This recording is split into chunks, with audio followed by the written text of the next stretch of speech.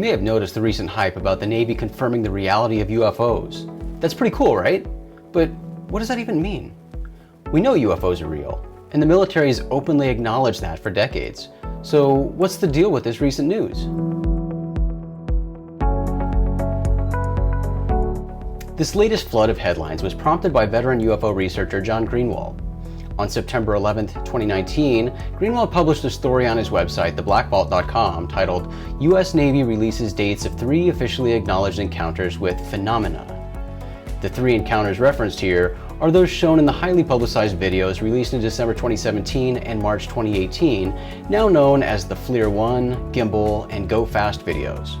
According to Greenwald, Joseph Grandisher, who is the official spokesperson for the Deputy Chief of Naval Operations for Information Warfare, commented that, quote, the Navy considers the phenomena contained/depicted in those 3 videos as unidentified, end quote.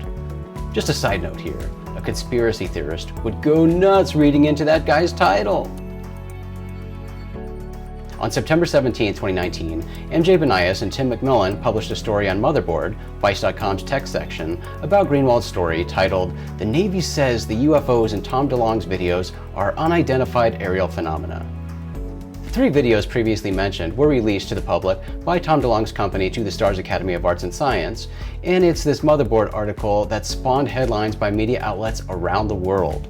As is always the case with these types of stories, accurate reporting is lacking by some media outlets, but the real news here, as John Greenwald points out, is the statement by a Navy spokesperson that the objects observed in these Navy videos are unidentified. It's certainly not that the military is acknowledging the reality of UFOs for the first time, as some media outlets are reporting. The military has a long public history with UFOs. The term itself was coined by Captain Edward Ruppelt in the early 1950s when he took over the Air Force's official UFO study, Project Grudge, which then became Project Blue Book. And you might remember that the Navy recently revamped its UFO reporting procedures. It's pretty silly to think that the military officially collects, investigates, and studies UFO incidents if they don't think UFOs are real. Although some media outlets are excitedly reporting that the Navy's recent statement is the first time the military has acknowledged that a UFO case is a true unknown, that's also not the case. Just look back at the official studies conducted by the Air Force.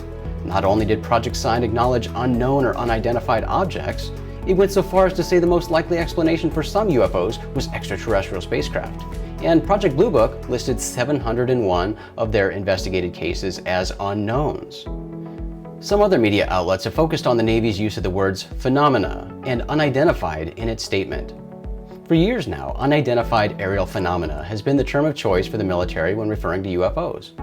We know from Nick Pope, who ran the UK Ministry of Defence's UFO project for a few years, that the MOD used UAP to avoid the pop culture baggage that comes with the term UFO. Hillary Clinton even told everyone that UAP is the preferred term back in 2016. And you know, there's a new name. It's unexplained aerial phenomenon. Unexplained aerial phenomenon, Yep, really? Yep, UAP. That's the latest nomenclature. I like the old one. I like UFO. I don't know why. Well, I think we can use them interchangeably. But Overall though, it's always cool when officials make public statements related to UFOs. So this latest statement from the Navy is noteworthy. Of course, it's important to read what was actually stated and not let our imaginations run wild.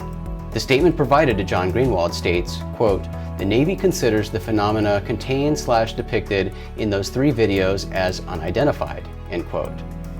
We can interpret this statement as saying a lot or saying a whole lot of nothing. This could mean that the Navy genuinely doesn't know what the objects are in these videos, but looking at the word unidentified, unidentified to whom?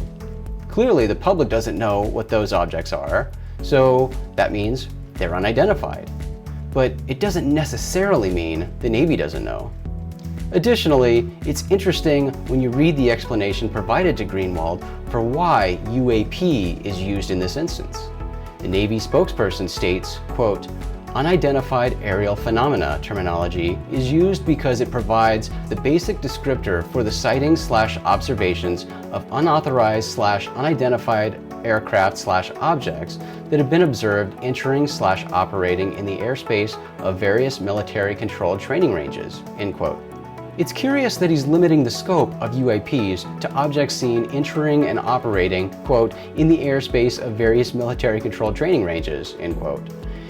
It's certainly noteworthy that all 3 of the previously mentioned UFO videos show objects recorded during Navy training exercises. So, what can we take away from this recent public statement from the Navy? Probably not much, unfortunately. As with all public statements from the military, the words are carefully chosen and they're creatively ambiguous.